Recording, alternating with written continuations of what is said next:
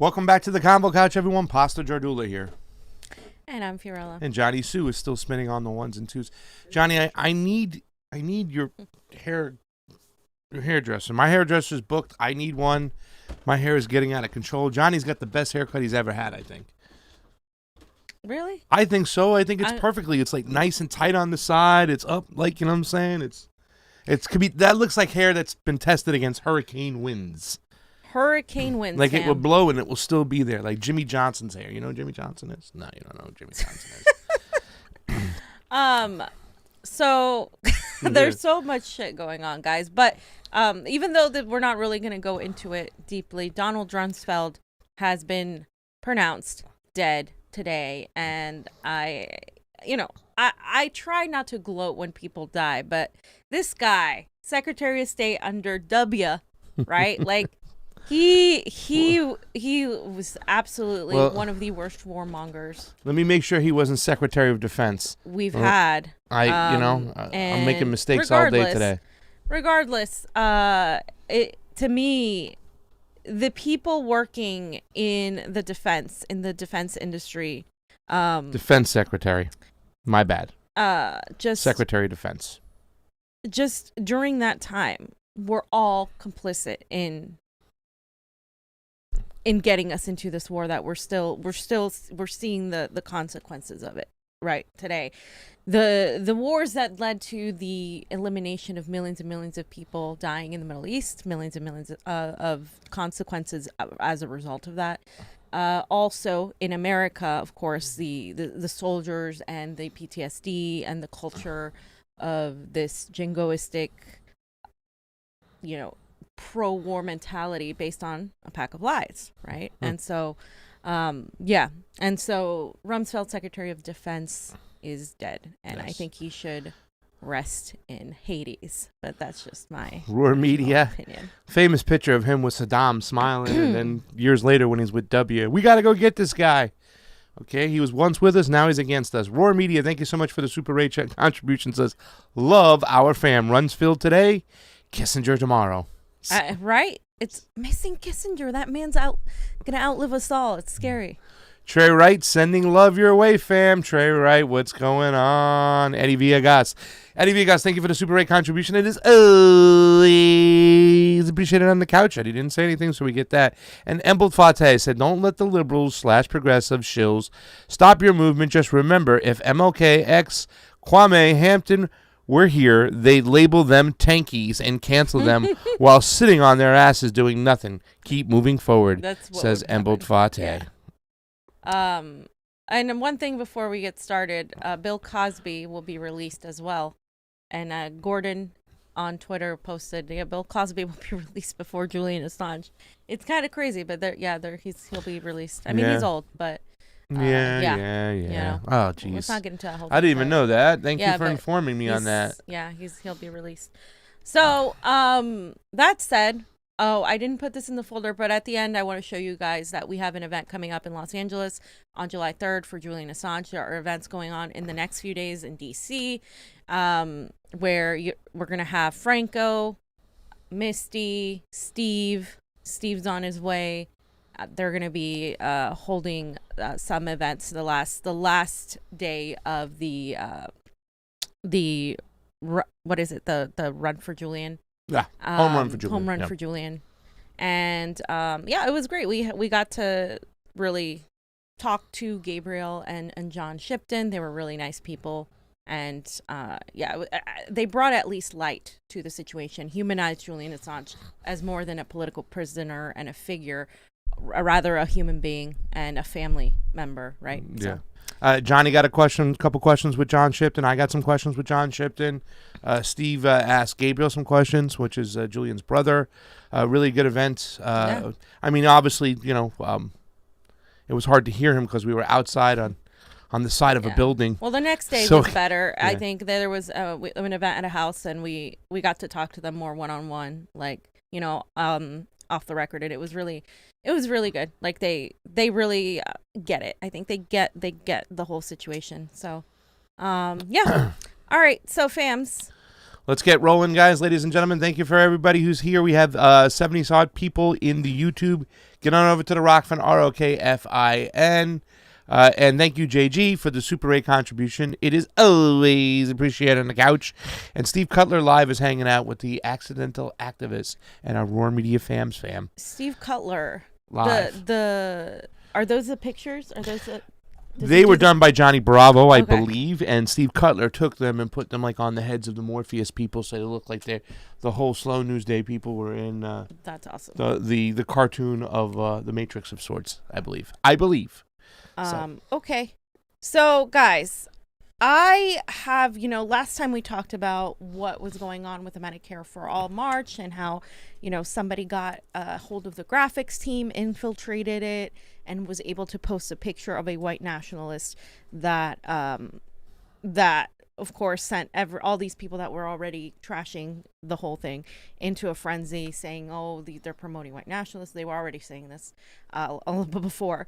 So the organization pretty much acted really quickly, let out a statement, broke ties with that person disappeared from the internet. All this stuff happened. But I had been saying that this had to be a troll. This had to be somebody that really, I don't know how often a lot of these people talk to Republicans, but we have talked to Republicans. Republicans aren't interested in going to a Medicare for All march, first of all, and infiltrating it and all of that. Maybe if it was an Antifa BLM event, yes, right, you could say that. But this, it was very weird that all of a sudden they got this less than a month before the event, right? And this event started in January, actually, right after Force the Vote. We had all been talking about direct action and continuing this and talking about how, it's time to get in the streets and push these politicians, etc. And people did that, and they took it upon themselves because, not all of us have the time and everything to organize as much as we can. I mean, we try to do events. We do. All constantly, and it's a lot of work, and it's a lot of energy, and it's a lot of time. So I was glad that somebody took it upon themselves and did this, and it grew from a march in LA and DC only to then Seattle, to then Denver, to then a nationwide thing. If you look at the context of what's happening with the Biden administration, and you look at how they're labeling activists of all sorts as DVEs, domestic violent extremists, you can tell that the establishment is extremely scared of any sort of organizing, especially with how the government has mishandled this pandemic or plandemic, whatever you may think of it, right? And so when you have all that context and then you look at, wow, these people are organizing, these people are still pissed off, these people are doing this, that is a direct threat to this whole agenda that they're painting, that Joe Biden is doing so great, that he's the next FDR, that he's, everything is much better because Joe's in. Like, it completely contrasts that whole thing. So yesterday I posted this tweet where I said, I stopped everything I was doing to let you know that COINTELPRO is terrified of the working class pushing direct actions, especially when the U.S. has failed managing COVID, whatever your opinion is of it. So they are doing everything they can to stop it. It's not a coincidence that within hours that all of this happened, you had people from within the organization and people outside of the organization talk to Salon and Daily Beast. We know who sat on the board of the Daily Beast. The Daily Beast has done smear pieces of Jimmy Dore, has included us in their smear pieces. The dirtbag left fam. And constantly attacks people on the left, progressives, whatever you want to call them, right? And so it is no surprise that they issued these other two articles on this. Nazi catfishing operation plagues left-wing activist group. Nazi catfishing operation. It wasn't an operation by Nazis. That never happened. They never had any contact. This is directly from the organizers. They never had any contact with this person. The person who infiltrated the group, infiltrated the graphics team, then posted this Instagram picture, and then that person was ousted. They were off social media. that's that, right? No, I don't have any further information other than that. I'm going to keep talking to people, but that's all. That's as far as I know. That's it. They have reiterated that they never spoke to this man who was this white nationalist who was seen in Charlottesville, etc. Right? So this whole title is just completely false because it didn't plague anybody. Like this whole thing was nothing. Like it was not a big deal because it was just a picture. He was never booked or propped up or any of that. It was a picture that was posted. So again, they took the picture and they ran with it pretty much. Exactly. And so, these smear pieces don't really help, right? And another thing I want to note is that this directly connects to Julian Assange and press freedoms because the media is bought, right? The media is bought and is used for propaganda and smear pieces. And if you think about what the media is doing and what the establishment does, if you understand that they're going after Julian Assange for exposing the truth, then you understand that it's going to be very difficult for you to get healthcare for all with the state of the system we're in, right? I still say I'd rather people get their insulin, rather people have some sort of ability to say, hey, we're going to protest now. This is why they're not going to give you healthcare for all very easily, because they want you to have it tied to your employment. And so I think in order for people to fight for things like press freedoms and other things that they don't see as an immediate necessity, we've had this conversation multiple times. I think that there needs to be some sort of okay, we'll have healthcare, even though I don't trust the government to effectively run healthcare, even though I think that they would just reel in big pharma and do that, right? Yeah, privatize everything. I still think they would do that, but at the very least, I understand the plight to say, hey, I need my insulin. My son needs his insulin. That's the part. The 70,000 people who die from deaths every year. That's not necessary. Right. You know what I'm saying? And once again, I am a little nervous, especially after this whole pandemic, whatever we want to call it at this point, because I want it to be a choice. Like, in other words, I think Chairman Slayton said it best from the Libertarian Party in Maricopa when we talked about Medicare for All, because I said, I know we're not on the same page here. And he said, well, he's more concerned about what healthcare he can use. You know what I'm saying? Right. He'd rather have the money so that he can buy any healthcare he wants. And I kind of agree with him to the sense there.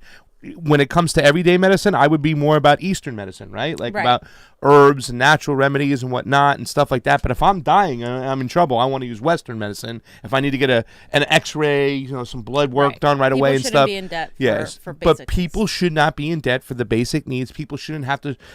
People shouldn't die because they need insulin. People shouldn't be, lose their houses and everything they have because they couldn't afford their insurance. So there are certain things like, no matter what, I want to repair that breach. And we can have this conversation about Medicare for all moving forward. Yeah. But like you said, I'm in agreement with you.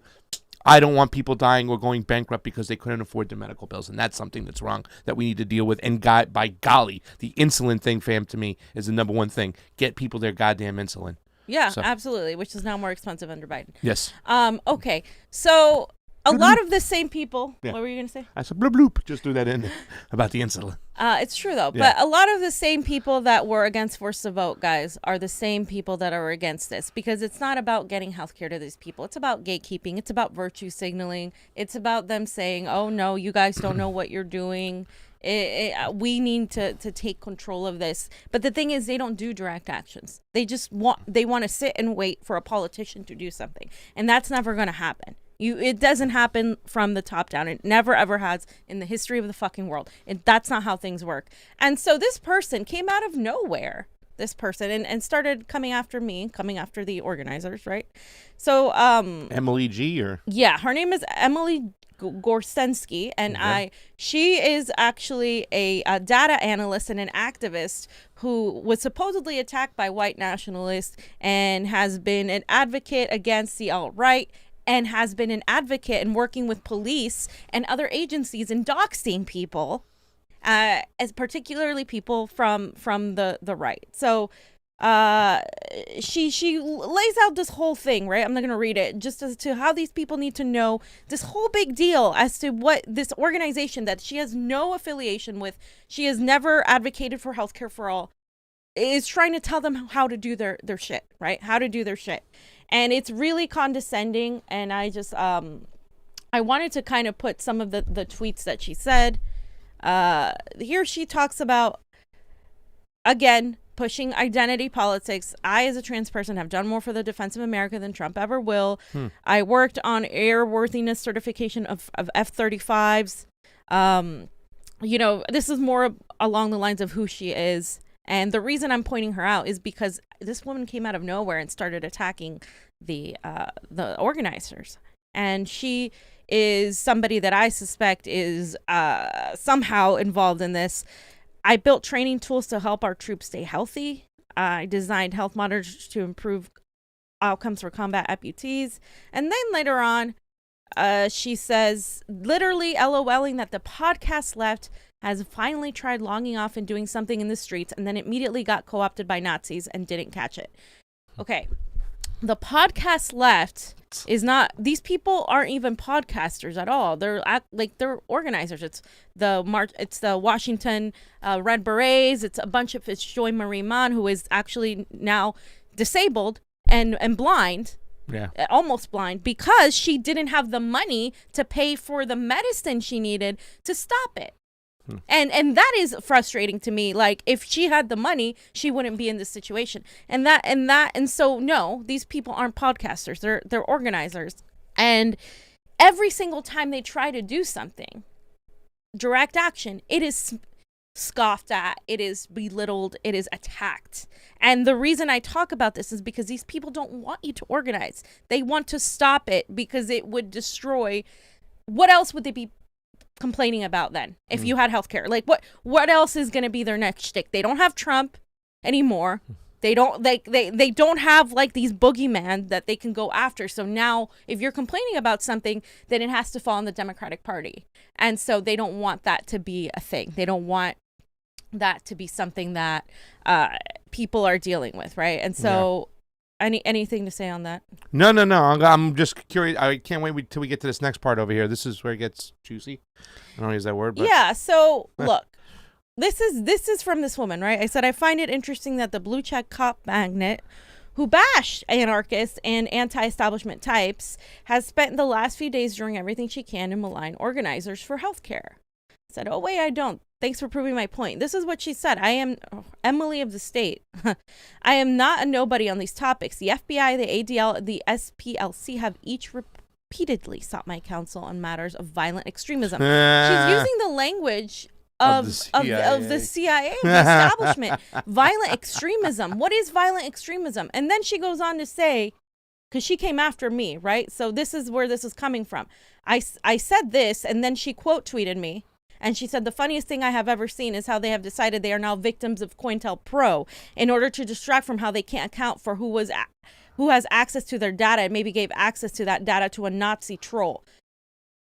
So they're claiming a Nazi did all this and tried to infiltrate. I am sorry. That is like so unlikely. It is so unlikely. Why? Like, they specifically picked a person that would instill this whole, like, oh my God, that's a white nationalist. Da, da, da. Like, come on, dude. Come on. And that a Nazi did this. And where are all the Nazi friends that are coming out? You have talked to Republicans. I have talked to Republicans. I haven't seen Republicans troll about healthcare for all, like in the way that they talk about Antifa or talk about China or anything like that. Because they look at it as a quagmire situation. They have, people and friends who need healthcare as well and might have gone bankrupt in the situation. However, they're very concerned about a governmental takeover. So it's kind of like they stay quiet about it because they understand it's a it's a problem that needs to get fixed, even for people who are Republicans. Over who died. Half of Republicans support Medicare for all. Yeah. Bernie Sanders got a lot of these people when he in 2016 on his first run to be like, it's so this whole so this one Nazi is going to sort of be interested in a march for Medicare for all of a sudden and try to. Are you serious? This is I hate the duping of the whole situation, too, because she's sitting here literally admitting that she's worked for the FBI and all these other companies, also worked for the Defense Department, I'm assuming, with jets and stuff. She was talking about fighter jets. Okay, the most racist thing we can do as a country is going around and bombing indigenous people in their homeland, and she's participating in those actions. Right. She's working for the FBI, and you want to sit there and call it out because somebody took a picture of a white nationalist and put it up there? I mean, you're helping the war machine. You're helping the FBI. If the FBI is seeking you out, then I don't want to fucking talk to you. Right. Plain and simple. Like, who the hell is she to say anything, this woman? But that's the whole yeah. dupe, by the way, fam. They're getting that left to go along with the State Department, to go along with the three-letter agencies. And it's very, very scary because this is a double take right here. Right. This is also to manufacture consent. Like, look, we work with the FBI as far as labeling, extremist terrorists and domestic terrorists and stuff like that. And these people let a Nazi in their door. It's like, hello. Right. So the whole organization now should just be condemned because they the graphics team didn't note this right away and did something. I mean, you have to talk about how when an organization is decentralized, which is a good thing, you as an activist or an organizer, you do know you're always going to have infiltrators. Always. It happens in every single movement. It fucking happens. It happened in the Bernie Sanders campaign. It happens in the Assange world all the time. It's happening here. It's going to happen. It's okay. It happens. You just know what to look for next time, and you build upon that. And so this is what she said too. This is another tweet of hers, right? Pro tip. Anarchists are still going to be around to fuck up your cop state, even if you realize your political goals. So she doesn't like anarchists, which you won't, because you suck at movement building and talking to people in a way that makes them want to be around you and listen to you. So here we go again. She's attacking the left with the civility politics. Oh, you don't know how to talk to people with your language and all of that. Like, it's the same neoliberal talking points that people have gotten for the last 6 years of, oh, how you're being rude and you need to bring people in and like say things a certain way. I'm sorry, people are fucking dying. If you have more problem with people's language than the situations at hand, I'm always going to say that. Like, there are ways you can talk to people that might be more inviting as a leftist. Like, if you're attacking the left, right, then there might be ways to not be, so critical of people who are on your side. But she's talking about the way the left talks to the establishment. That's what she's talking about. She's not talking about in general, right? And I just think like it's a little ridiculous to me. And when you bring up anarchist, right?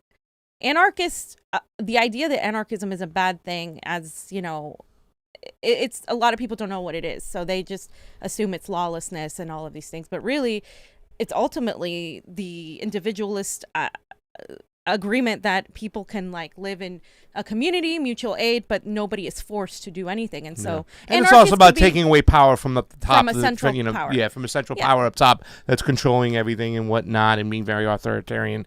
I mean, Keith McHenry in his book explained it in such a beautiful way, where it's like, I totally, after reading like just the beginning of that book, I'm like, wow, I had to stop. I'm like, I have a different look on anarchism. Like, maybe the way he's making it sound so beautiful about like all living in beautiful peace and mutual aid and whatnot, that there's no separation of power from the top to the people. It's very decentralized structure, right? And it's actually I think what can stop that whole fight, right, between authoritarianism and anarchism is always like, that's the fight I think we're in now, is that there are people on the left that want authoritarianism and there are people on the left that say no. So again, reiterating to the point that these are the same people that were against forced vote, right? Yeah. This is Kenzo Shibata. He's well known in the progressive DSA circles. He has a podcast of sorts. Yeah. Here they go again, and I'm gonna just tell you, put out what these people have said, because it's gross how they're framing this and how they're trying to take down a whole thing for one picture that was posted. So Kenzo Shibata said, I actually do think having a well-known Nazi speak for Medicare for All is bad, especially after the Dems convinced liberals it's Medicare for All for white people only. Okay. I don't know where to start with that. God. Yeah. Nobody wanted to have this guy speak. Like, this is, see, they do this shit. And it's so annoying. It's that like white knighty kind of bullshit that they're speaking to as well. It's just so weird and stuff. I mean, it's like, why are they the standards of the gatekeepers of fucking what's right and what's wrong? You know what I'm saying? And I mean, Reverend Annie Chambers is set to speak at this event, right? Okay. What would she say about this whole situation? A woman who went and worked with Nazis to shut down a street, you know what I'm saying? And are you going to tell her what that you're the gatekeeper now after she's done this work? The woman who started the Poor People's Campaign? And that's not even the point, but the way that they like act like this is a thing, that these people were pushing for this guy to be the speaker, like they agreed it. And even though the organization is denying it, they still keep saying, oh, no, they knew. They wanted this because they affiliate with Boogaloo Boys and they affiliate with the Convo Couch and with MC. Like, they'll name Jimmy Dore constantly. Or they'll name all these people. So this is what one of these people who has constantly been after a lot of us, right? And I didn't want to put this person's name up because I don't want them to get any sort of credit for anything, because they're an awful person that's constantly attacking other people and really doing absolutely nothing but working with the Democratic Party. They named us, and they said because basically Misty was talking about how there's all these people that are coming out and trashing organizers, and he said this literally describes Misty, Niko House, Convo Couch, Ryan Knight, Medhurst, Grey Zone, Socialist MMA. They said that Misty has platformed Holocaust deniers and Boogaloo Boys. Entirely false, by the way. Inviting Magnus to speak on our show is the only truthful thing that's on there. And Magnus is not a Nazi. Magnus is not a fascist. Magnus has affiliated himself with the Boogaloo Boys, but has constantly told us it's not a monolith, and that they have tried to kick all the people that are racist out.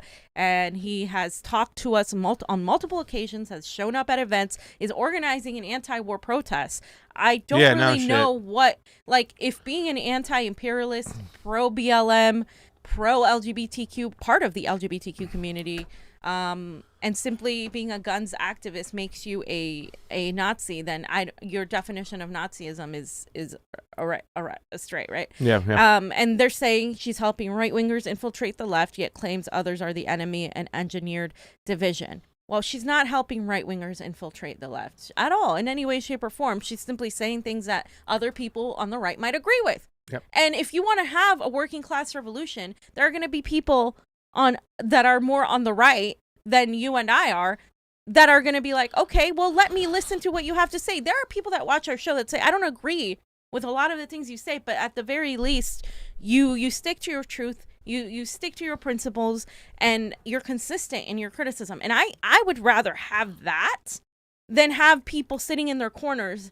and fighting each other and never fighting the actual people in power. Well, even though I disagree with a lot of people on the right, I don't believe the battle is between right and left. I believe the battle is top versus down. You know what I'm saying? It's up versus 100%. Down. It's a different way. So there's a fashion of people like, right-wingers, like right-wing libertarians who kind of like are very much like the Boogaloo Boys, right, who are going to agree with things that we on the left, as far as like our libertarian-minded leftists who believe in, civil liberties and, not allowing censorship to fucking rule over our press, whatnot. We're going to agree on certain things and stuff. It's just that fashion of the left. Some. Yeah, we're going to disagree on a lot. Yeah. We're going to disagree on a lot. But, I mean, the thing about it is this: you have this faction of the left that won't talk to this faction of the right. You know what I'm saying? And this faction of the right that will never listen to this faction of the left. And that's not how you build a revolution. It's top versus bottom. It's not left versus right. And that's what people have to... Yeah. Right? Because we can't, and we say this all the time, we can't even fight about ideology when we don't have...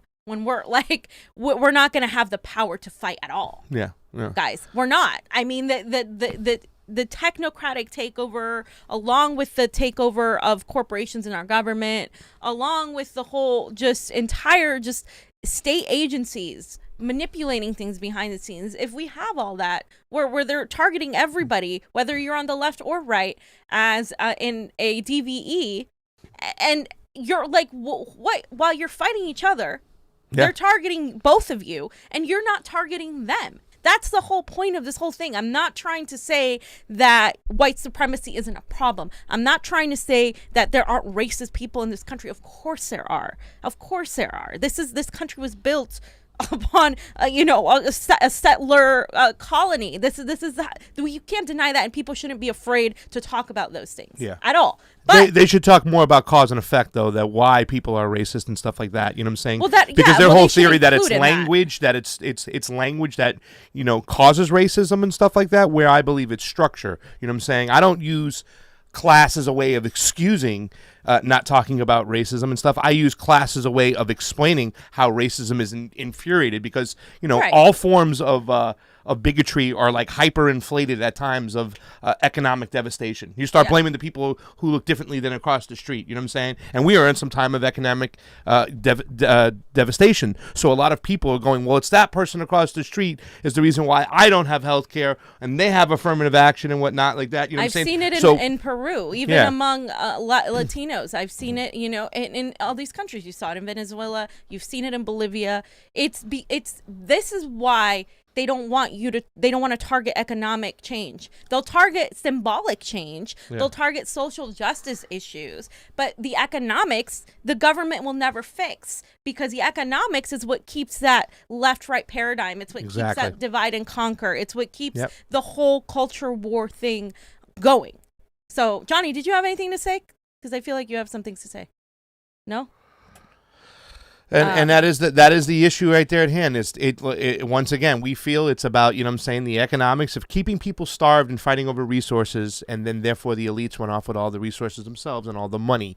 And that's why it's like, you know, I have this mentality that we have to take care of that first, and then we can get in a room and decide what's best for all of us. So and the next thing I want to put is that you know, they kept going saying that the March for Medicare for All organizers invited a Nazi to be the guest of honor at my healthcare rally, and the freaking CIA won't stop talking about it. So they're mocking what Nick posted, right? Bring up irrelevant issues as much as possible. What does that sound like right now? So he was saying that, you know, this has to be some sort of operation, insinuating that the CIA was involved.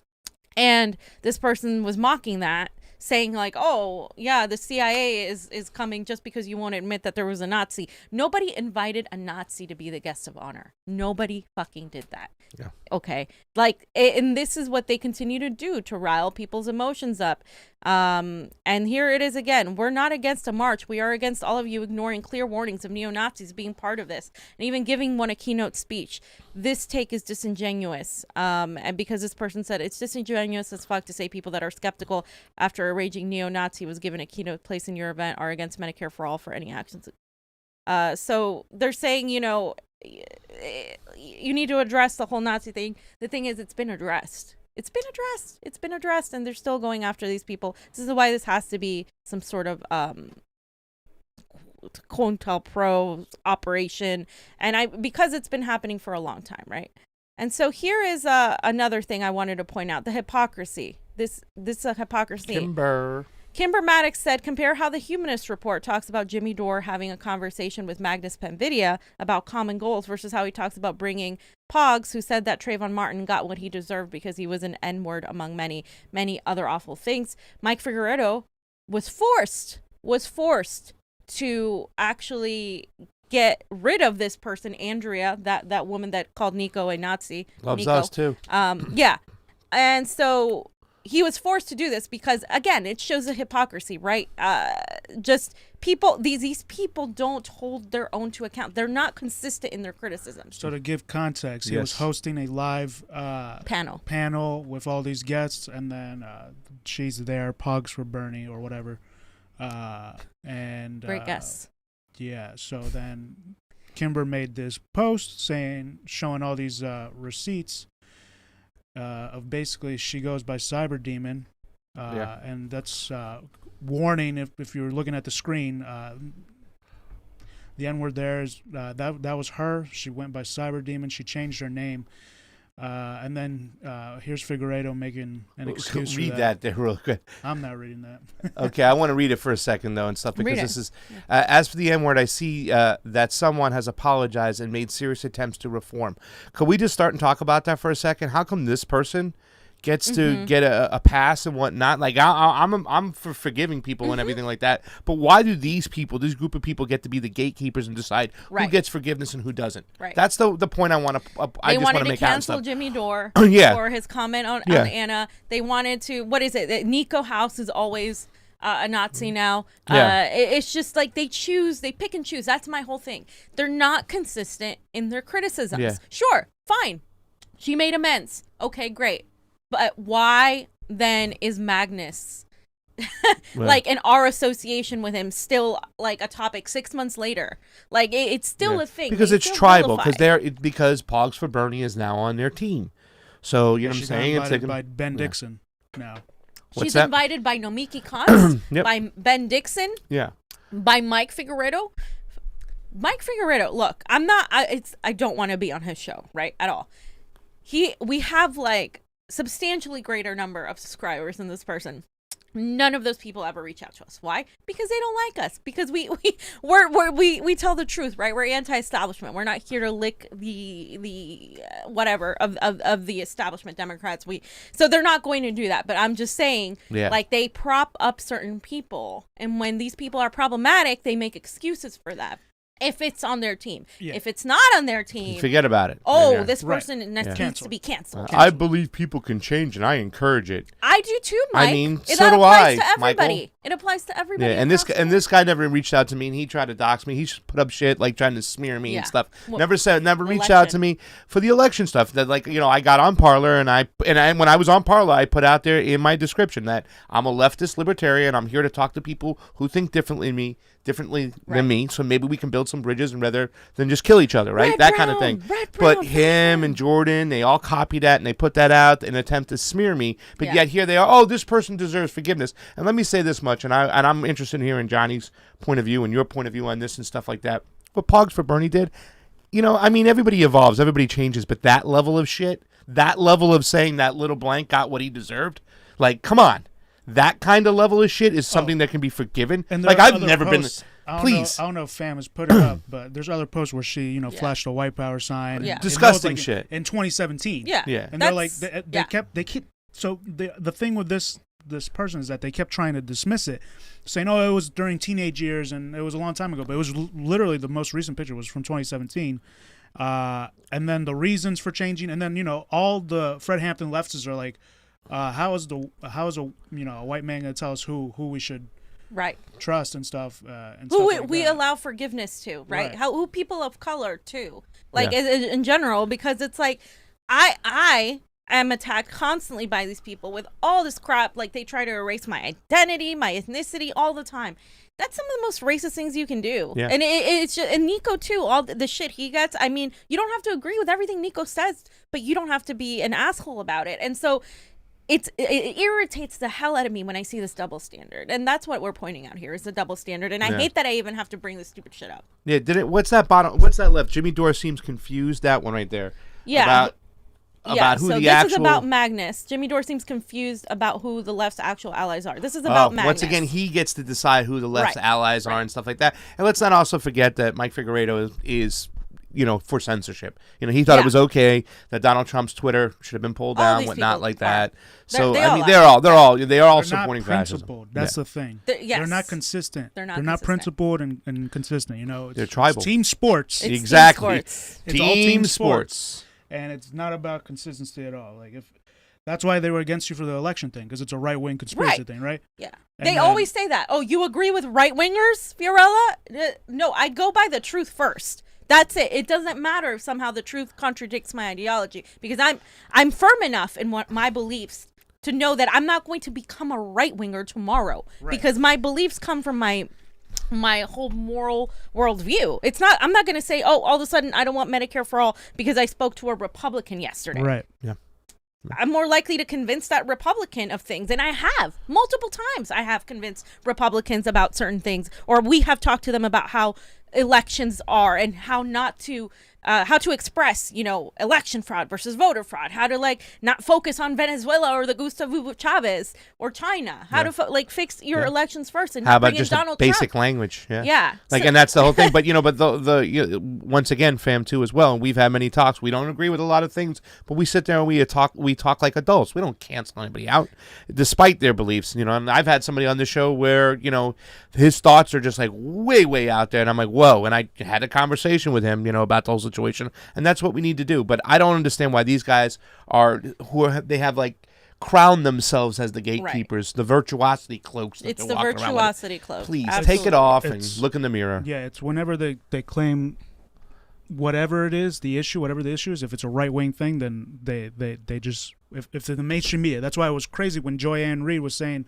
defund the Pentagon or defund the military is a right-wing thing. Yeah. Can you believe that shit? So that's they're trying to do that, so then they turn leftists against each other. Yep.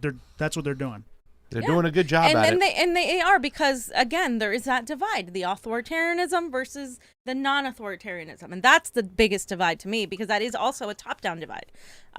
So just to close out this segment real quick, Magnus said, no one is talking about how the leader of the Proud Boys was a Fed, and that is a fact, and how that might shine a light on January 6th. LOL. He also said, oh, and I guess the Oath Keepers leader is a Fed too. And below is this tweet. Is the FBI running the Oath Keepers? Did they incite January 6th? If it turns out that the Stuart Rhodes, and I'm not too familiar heavily with the Oath Keepers, has had a relationship with the federal government, the implications would be nothing short of staggering. He is the Oath Keepers. So there's this whole thing you can read on the federal protection of Oath Keepers, Kingpin Stuart Rhodes. And I kind of want to do an insight and a deeper look on all of this, because I think it's important to note this is nothing new, guys. Yeah. You can see it in movies. You can see it in documentaries. Yeah. The FBI and the CIA have constantly infiltrated activist groups, whether on the right or on the left, but especially on the left. So it's not outlandish to think that there are groups of people trying to break up and divide the left, because they are. And there have been proven troll farms. Sally Albright had the proven troll farms during the Democratic election. This is nothing new. And so when you know that the FBI infiltrated the Proud Boys, you're going to tell me that only the Proud Boys? And that goes for anybody. That goes for Antifa. Yeah. That goes for all of these groups. This is nothing new, and this is how they do this. This is how they keep people divided. Yeah. And so you have to pay attention to that. And I think Magnus asked the right question. Why is nobody asking about this? Nobody's talking about this. Yeah. This is like a big deal here. Yeah. My biggest fear about the whole Antifa situation was the fact that anybody can act like Antifa and then kind of skew the narrative. And like a lot of people were saying, like, a lot of Trump people were saying, it was Antifa on January 6th. And I was like, I don't know if you guys remember that commercial. There's a guy kind of, he's looking for knowledge, and he's going up the mountain, and he sees like a guru, and he's sitting there, he's like, you must go higher, my son. And he's got to keep going higher. It's like, Antifa, you must go higher, my son. Yeah. This is going all the way to the top, ladies and And gentlemen. the left was saying this was all Donald Trump's people, and it was all the Proud Boys, and that's it. Turning people Guys, against each other. Come on. We told you from the beginning. This Turning was a people psyop. against each other. From the Whitney Webb talked about the situation when, I'm saying, like, they wanted another 9/11 type of event to really catapult the policy positions and to make laws that would really, change our civil liberties even further, infringe upon them. So they got away with it. That it, Johnny? Got anything else on that section? All right, so we got 52 people watching on the Rokfin. We had 222 watching on the YouTube.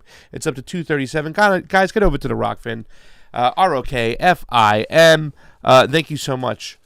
Steve Cutler Live is my partner, and this is Lucky Burrito AM. Thank you so much, Lucky Burrito. We love you. He makes the digital are for the independent media to help support everyone. I make the tactile art. All right, and some great art you have, my friend. Yes. Love your art. Thanks for all you do and supporting the truth. If you need digital art, get in touch. We will help any way we can. Steve also has a YouTube that he plays music as well. I heard he plays music. Keep punching up. Love y'all. Can't wait for To Hell and Back. Thank you so much for watching To Hell and Back. It's an awesome show. I'm enjoying it. I'm learning so much, and I'm feeling so much pain in my heart for some people when they go through this and stuff, because just knowing the mental gymnastics, the mental hell they have to go through. They literally to go to hell and back. And seeing some story where these ladies are 40 and 42 before they even come into contact with the law is very alarming as well. Cultist Demon, thank you so much for the Super Ray contribution. History shows that when communists seize power, they do corrupt things like making sure everyone has a job, a home, education, and healthcare. I mean, can you argue that stuff when Reverend Andy Chambers was talking about Cuba, right? Like, there's no homeless people in Cuba. No. Also, the income differential in the USSR was only 10-1 from the highest to lowest paid, whereas in the U.S., it's practically infinity, meaning those people up top make billions of dollars and the people down below make starving wages.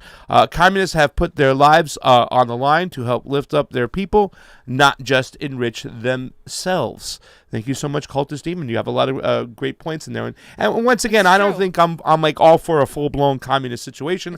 I am concerned about centralized power at the top controlling too much. However, there are some beautiful things when you talk about communism, you talk about mutual aid, you talk about workers' rights. So there's a lot of things to talk about. I think we need a hybrid of everything we have going on to figure out something that works for everybody so nobody's starving on the streets. Thank you so much, Cultist Demon. Again, when I spoke to a boog, meaning Boogaloo, and told him about Magnus supporting LGBTQ and BLM, he laughed out loud. Magnus doesn't necessarily represent the Balloon movement as a whole. I'm not saying he's a bad guy or that you shouldn't talk to him, though. But Cultist, that's what we're saying. That's the what fact we're saying. It's you know what I'm saying? It's not all. I'm not speaking on behalf Yeah. of Boogaloo Boys. I'm specifically talking to Magnus about Magnus as a person, Yeah. as an individual. Yeah. And again, just like BLM isn't a monolith, Antifa's not a monolith. None of these groups are a monolith. Boogaloo Boys aren't a monolith. Yeah. Personally, Magnus has been an activist that is trying to do things. I haven't An seen anti-war anything. movement. He's putting together a march and stuff. I'm not gonna hate the guy because Yeah. of his affiliation with Yeah, him. and like when I asked him a bunch of questions about the Boogaloo Boys, I got a Boogaloo Boys 101 kind of lecture. Little lesson. The Boogaloo Boys in the Northwest, they don't even talk to them. They don't even know what the hell's going on with them. They don't want to talk to them. They're doing their own thing. And in a lot of the events that Magnus has gone to, they've stood with the Black Lives Matter protest at times. So, I mean, it could just show you, what it is. No offense. Thank you so much, No Offense. We love you, No Offense. The Convo Couch has received a tip. Thank you, No Offense. It is always appreciated on the couch. That's No Offense. I'm offended. Oh, we love No Offense. Reeve Barker, thank you so much. It is Oh, always appreciated on the couch. And Voshman Vendetta is going crazy on this chat over here. And Hunter C, much love. Hunter C, we love you.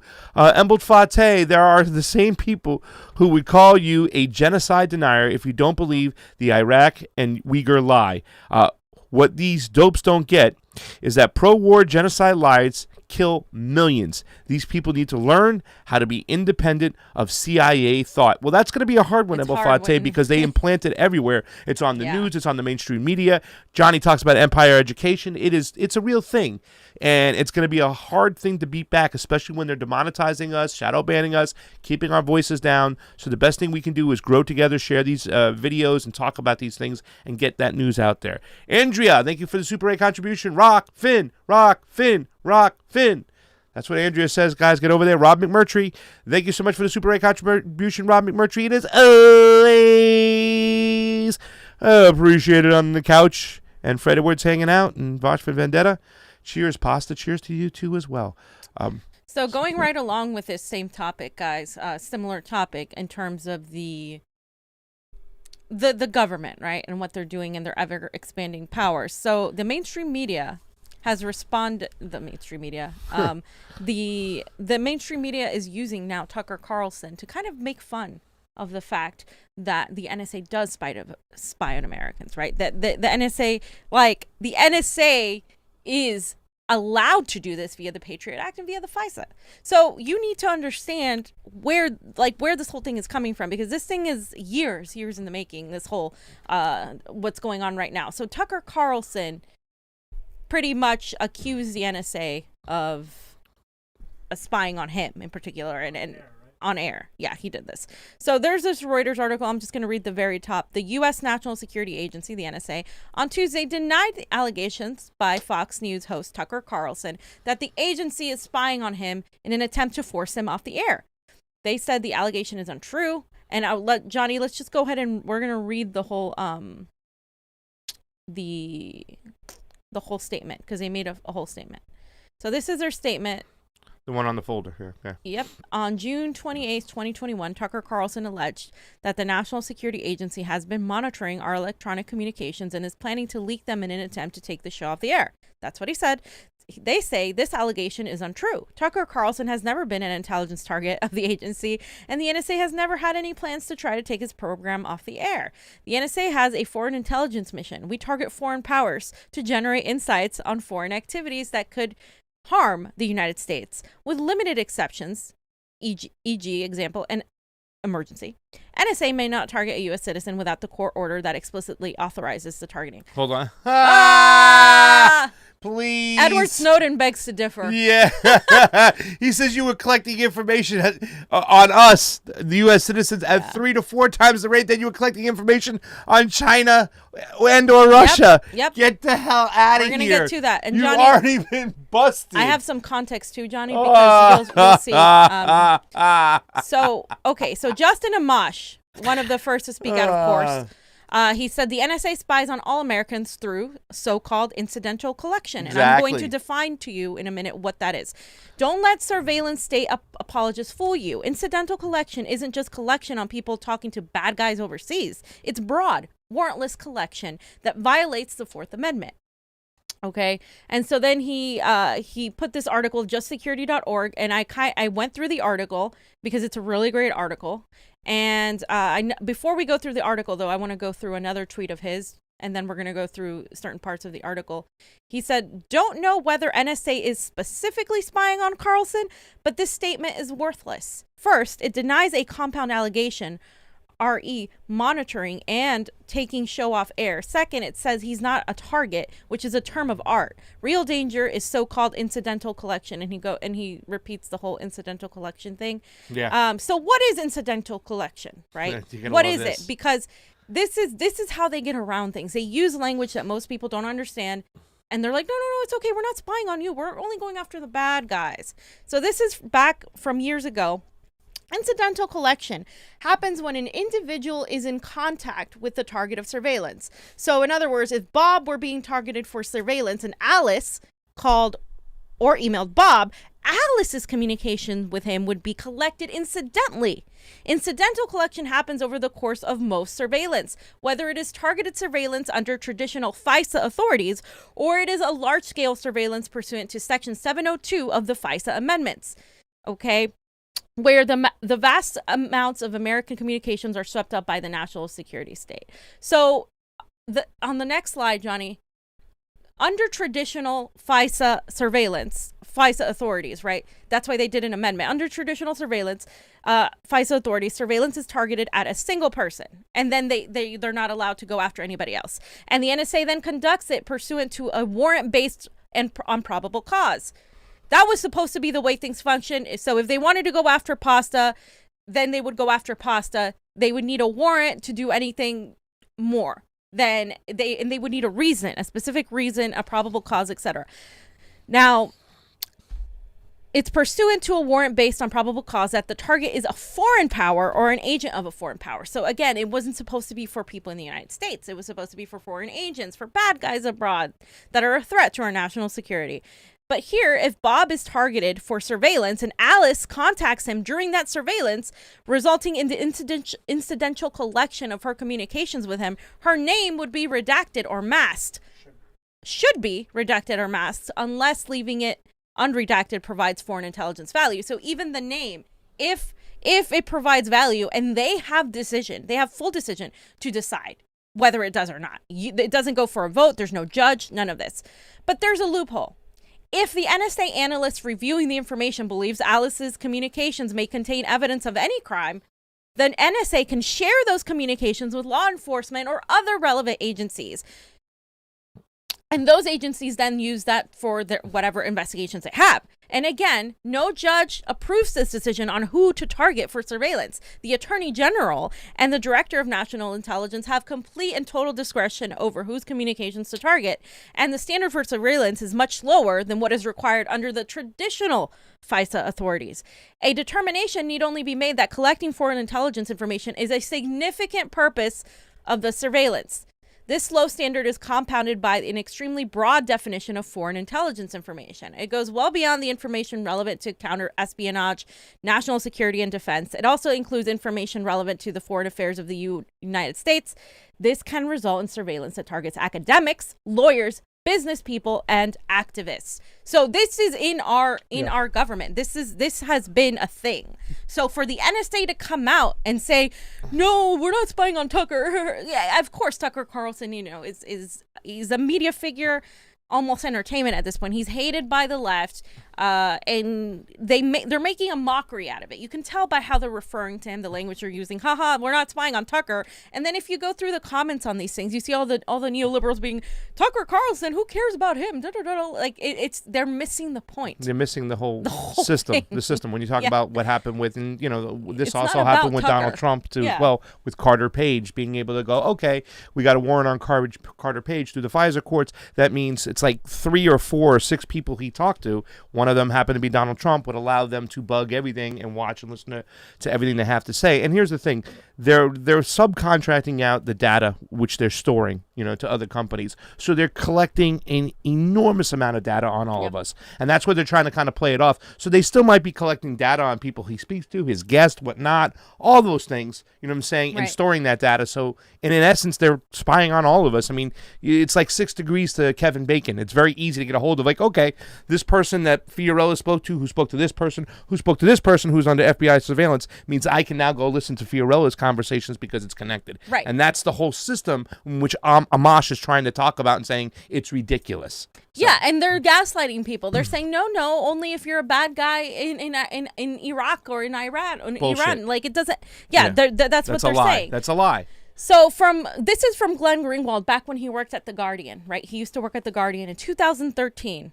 Okay, and he laid out with the FISA court-approved policies that allow the NSA to do what? So the FISA court-approved policies allow the NSA to keep data that could potentially contain details of U.S. persons for up to 5 years, retain and make use of inadvertently acquired domestic communications if they contain usable intelligence, information on criminal activity, threat of harm to people or property are encrypted, or are believed to contain any information relevant to cybersecurity. Anything they believe is fair game, guys.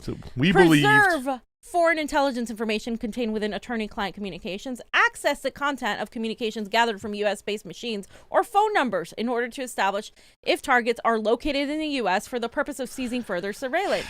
The broad scope of the court orders and the nature of the procedure set out in the documents appear to clash with assurances from Obama. This was back then, and senior intelligence official that the NSA could not access this information, and these documents show that discretion as to who is targeted under the NSA foreign surveillance powers lies directly with its own analysts, meaning these people have, again, full like they are the ones in charge. There's no judge. They have full and total broad discretion, free range to actually decide what information is relevant to them or not. And this is a very important part here. Though a percentage of targeting decisions are reviewed by internal audit teams on a regular basis, it is mostly on these people, right? And I put this for reference, read section 702. If you go into the entire thing, it's very wonky. It's hard to read. But if you go to 702, they talk more in depth about that. And again, this is from a while ago, guys. This has been going on for a while. I wanted to remind everybody why it's such a big deal that the NSA said what they said, because they're gaslighting people. They're still trying to, what Snowden revealed, what Julian Assange has revealed, what other whistleblowers have revealed is the spying on Americans is very real. And Glenn Greenwald wrote about this 8 years ago. Yeah. 8 years ago, guys. Yeah. And, all the jerk-offs are involved. Brennan, Clapper. Yeah. Clapper lied to, Congress about this whole situation, about them collecting data and information on American citizens. He lied. And he still got to keep his job. In fact, he got a contract at MSNBC after. Yep. So they've been doing this for a long time. This is what Snowden's on the run for, ladies and gentlemen. Yep. This is why he can't come into the United States. He's hanging out in Russia. Why? So I would recommend that article that we showed. I recommend reading section 702. If you have time, read the whole thing. Yeah. But it's a lot of information just to refresh. There's the same energy and the same accusations towards the same treatment towards Tucker Carlson that Donald Trump got when he says they were spying on me. Right. They were spying. I'm like, oh, if Donald Trump, QAnon guy, thinks that they're spying on him. Listen to this asshole, and then guess what? They were spying on him. That's exactly what they're doing, because they want to make a mockery because it's Tucker Carlson saying it. Right? So a lot of the left's going to be like, oh, Tucker Carlson, I don't care what he has to say. He's a white supremacist. Da, da, da, da, da. And this is how they keep it going. Yep. Because if Tucker Carlson says one thing that's right, as much as I dislike him or I dislike his policies on immigration and all the shit he says, I have to say, actually, he's not lying here. And you can do that. You don't have to fucking love Tucker Carlson. You don't have to, but you can say he did this. He actually said the truth inadvertently. He's just like Trump many times. Inadvertently, he said something that was actually factual, outside of all his language and all his, his signaling to his base. He might have said one thing that was factual, and that's why they didn't like it, because he didn't put the whole platitude-y word salad on top of it, and it was just something that they couldn't afford. Yeah. And this behavior's been going on for a long time, and it was amped up even more with the Patriot Act. It gave them more freedoms to do what they wanted to do. That's the three-letter agencies. That's why I'm still laughing about our first segment today with the Emily person, who's actually, I get a check from the FBI. I work for these people, but you got to get rid of this white supremacist over there. You work for a three-letter agency. That's what people don't get yet. I mean, come on, ladies and gentlemen, just think about it. That's a person who has power and some schmuck on the street who's just yelling a bunch of words. A person who actually has power. She's working for people with power. So okay, so the NSA's data interception of individuals who were cast in a net and were not targeted far outnumber that of those primary targets. I just want to let everybody know that this is from the Washington Post. Okay, because they had to put this out there and get it out there because they were getting so beat up on this shit years ago. Another article you should bookmark. This is when the Washington Post actually did something in 2014. Okay, again, I'm just going to repeat that. I'm not going to go over the whole thing. But basically what I'm saying is that the NSA intercepted this data, right, of all these people. The vast majority of the data they got from people not the primary targets vastly outnumbered the targets they initially had. So let's say they wanted to target pasta, but the vast majority of the data they got was from Johnny, me, and everybody else in our network, but not pasta. And they were able to do this. And this was back when Snowden provided these files that show the extent that happens when web users are caught in this net, because it's a wide net. It's so broad, and it's a wide net that they're casting. So you are inadvertently caught in this net. Yeah. And that is what's always been up for debate. That is unconstitutional. That is an overreach of the powers of the national security It's state. like if they were after me, but then I had a conversation for John. That gives them permission to look through all of John's stuff. And if they find something that he did wrong, let's say John was doing something illegal, they can go after him for that, even though they weren't targeting him for that in the first place. In basic terms, that is what basically it is. And that's to me still one of the craziest and scariest thing, right? So then Tucker Carlson responded to the NSA. And I just wanted to play that. But the Biden administration's efforts to monitor and intimidate this show. I'll tell you. On Sunday, we heard from a whistleblower within the U.S. government with direct knowledge who warned us that the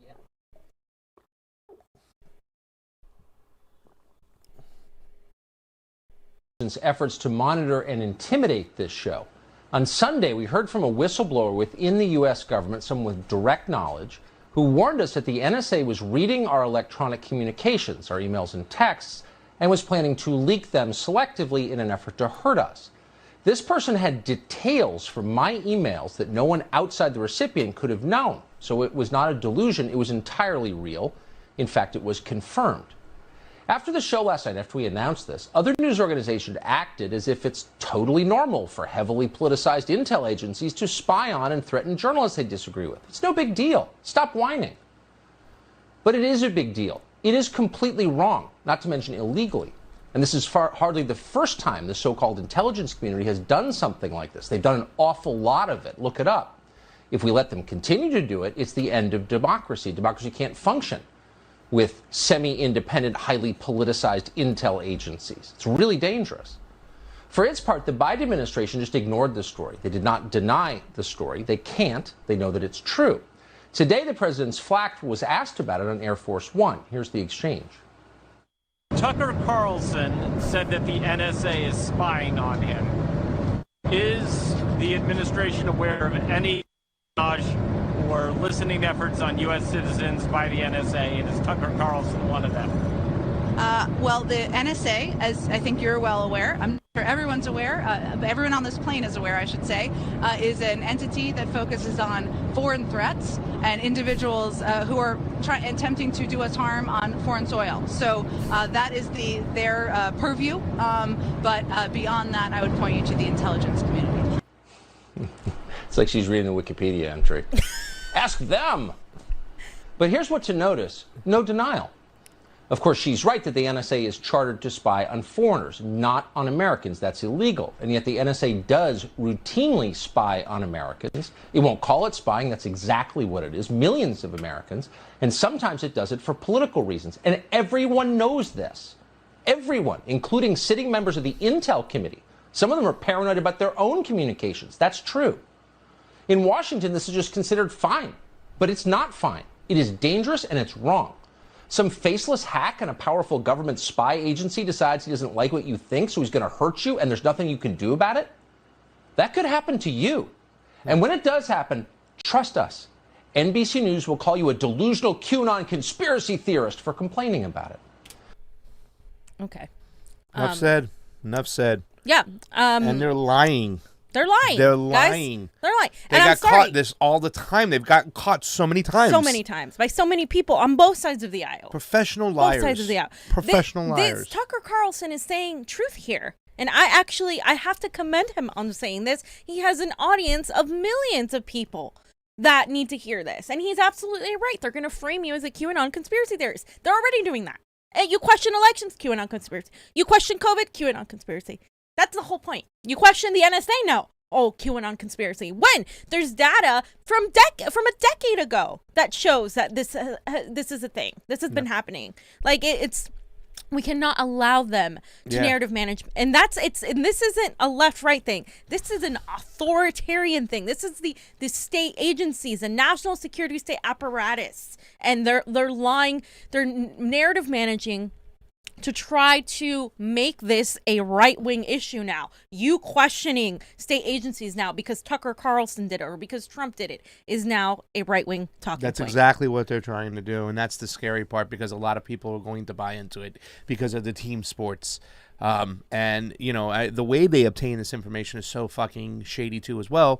They used the Steele dossier to go to the FISA courts to get warrants to spy on Carter Page and everybody connected to him, that being Donald Trump, when they knew the Steele dossier was full of shit. They don't give a damn, and nobody had to pay a price for that. You know, nobody had to pay a price for the deeds of the NSA, which has been constantly doing this for so long. Like I said, they're outsourcing their data storage to other companies right now. That's how much data they are collecting on American citizens, and it's scary because once again, it is supposed to be, you know, Jen Psaki when she worked at the State Department was such a freaking liar too as well. These are professional liars over here, Jen Psaki.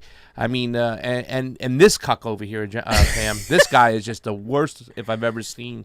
I mean, this guy is falling so hard. Please. Yeah, so he said, breaking, Tucker Carlson may tonight have inadvertently revealed that the NSA has found he is an asset of or in contact with a foreign entity trying to harm the United States of America. Guys, notice how he frames this. Now, Tucker Carlson is now a foreign agent. He can just blatantly lay that, no evidence, none of it, right? But he gets to say this on air and be on air and say this. So let's Same play guy what who he said says. Russian scum. Yeah. Carlson claims the National Security Agency, the NSA, is spying on him, reading his emails, and trying to take his program off the air. As the old joke goes, just because you're paranoid, that does not mean they are not out to get you.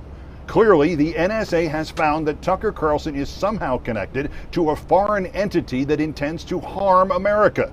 Carlson, who is the lowest of the low, an individual without morals or conscience or loyalty, who once launched a website with my name in it and stole my identity and posed as me in an interview with a gullible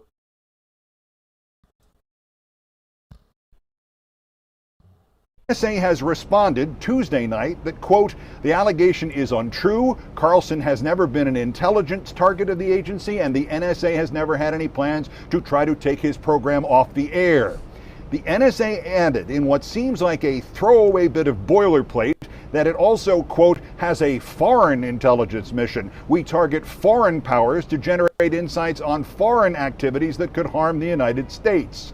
That, in fact, is the most important part of the statement. Even Carlson, in his delusional, megalomaniacal way, kind of got the message, responding on his show that he claimed, quote, NSA has read my private emails without my permission. Tonight's statement from the NSA does not deny that. Instead, it comes with this non sequitur. Tucker Carlson has never been an intel target. Well, that's only a non sequitur if you're a non-smart person. The conclusion is obvious, and the conclusion is chilling. The NSA is reading Tucker Carlson's emails, and since he's not their target, whoever he is emailing with must be. And if the NSA can only target foreign powers, then there is one conclusion only. Tucker Carlson is in contact with a foreign power, trying to commit activities that could harm the United States. In other words, whether he's a foreign asset or a mere stooge, and my money is on mere stooge, Tucker Carlson is working with a foreign entity to damage this country. And he's too stupid to shut up about it, and he's too stupid to flee the country because ultimately, he's too stupid. I wish somebody just punches this guy in the nose and they get it caught on film and I can watch it and laugh at it. I mean, this guy, it really, did you just hear that shit, ladies and gentlemen? Did you just hear that stuff? He's working with a foreign entity, fam. I don't even, this is my whole thing. Like, this isn't about Tucker Carlson. They're weaponizing him and the disdain that the left has for him to make a mockery out of the fact that the NSA does spy on Americans. This guy here gets paid to do that, okay? He gets paid to narrative manage. Tucker Carlson, his days are probably numbered on Fox after this. I mean, I'm not even joking when I say that. Yeah, like, he's been he pushing makes it them there. a lot of money, but he's been pushing it too. So that's the thing. Like, they have to make this about Tucker Carlson and his character and all this thing. And some of these things may be true. It doesn't matter. I don't give a shit how you feel about Tucker Carlson. What he said is right. And what he's saying is actually correct. And the NSA is spying on everybody right now. And they have even ramped that up with the Biden administration, with what they're doing. We've talked about it on the show. They're monitoring your social media. The Department of Homeland Security has a division that is doing specifically that. The U.S. Postal Service has a division that is doing just that. Biden is pushing this DVE situation. The Congress just approved more money for police and more money for the state agencies. We went over all of that, right? There's only one bill that's trying to reduce the funding for the Pentagon that Johnny went over the other day, but everything else has given more power to the state agencies. Yeah. And so it's really scary how they get to frame and all of this and make this about Tucker Carlson being a foreign stooge or foreign this or foreign that, because that's their go-to. Soon they're going to say, "Oh, it's Russia." Yeah. Like that's the next step, right? That's what they're going to do next. So. And by the way, Keith Olbermann, he added at NSA, but like that's not the NSA account. No, it's not. It's not. The NSA account is at NSA Gov. Yeah. And this NSA account has been says some Yeah, weird he's shit. added the wrong account. Like a donkey. Because he's stupid. Anything else, Johnny? All right. Fam, anything else? No. All right, that's it. So we all learned a lesson. Don't listen to Keith Olbermann. Embl Fate, thank you so much to mainstream media talking out both sides of their mouth again. We just had a movie explaining how our racist intelligence agencies kill black leaders. Yeah, right? But let's listen to this person who's saying, I work for the FBI and you should listen to me. You know, I mean, the gall, the nerve to even say that I work for the FBI, and yet this one other person, you know, who's a white nationalist, you work for the most racist, fascist fucking people on the planet that go around bombing people in their homeland and killing them and sanctioning them and starving them out. Real shit. Reeve Barker breaking. Donald Rumsfeld reports from hell that the devil does indeed have WMDs. As we know, Donald Rumsfeld, along with a whole crew, Wolfowitz, Colin Powell, all these people accused Saddam Hussein of having weapons of mass distraction. We never found them. We went to war with it. 1 million people died or were misplaced in Iraq. Thousands of soldiers every year kill themselves to PTSD. We set the Middle East on fire. This is the letter that Wesley Clark and when Steve had put up the other day. This was the start of it all. Rumsfeld, Wolfowitz, and all these people were pushing that narrative from the start, from the jump. These are the people who did that stuff. So who knows where he's resting. Anyways, guys, ladies and gentlemen, this is your time. You have to get over to Rokfin if you want to watch the next section of the show. Unfortunately, we can't talk about it on YouTube, so please get on over to Rokfin. We're going to wait a little bit. ROKFIN. Sign up for free. Jump over there right now. We're going to be saying goodbye to all our YouTube peeps in just a little bit. By the way, 56 thumbs up, 1 down on the Rokfin. We have 1 troll in the house. He came in very early. We only have 1 troll in the house in YouTube. Almost 200 people with the thumbs up there. 266 people. Niko P, Shine the Light, Jilly Love, Newton Arak, Aaron Cole, Nick, Reese Mack, Atras. Did I say that right? Niko P. Get on over to Rokfin right now. Johnny, what are you showing real quick? Our store. Our store. Defund the Pentagon. Defund the Pentagon. Guys. Yeah. Get your shirt. Yeah. Defund the Pentagon. Let the establishment know where you stand. Yeah. Yeah. Because again, Almighty Anarchist, Aaron Cole, get on over to Rokfin. They're never going to defund the police because the military controls all of that. The state agencies need these people to keep order and compliance and all of these things. So it all ties back to the agencies and the military-industrial complex. Grandpas love the Convo Couch, fam. What's that?